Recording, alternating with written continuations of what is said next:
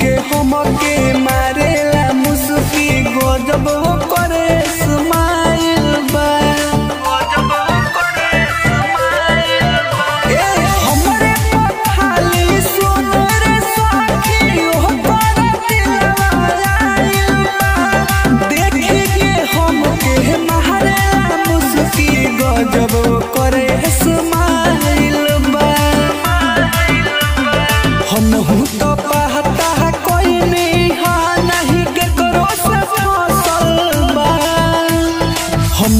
तो पहता कोई नहीं के करो से फसल बा गाँव के होए गुलई का जवन दिलवा हमें बसल बा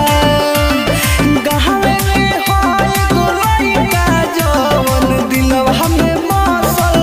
बा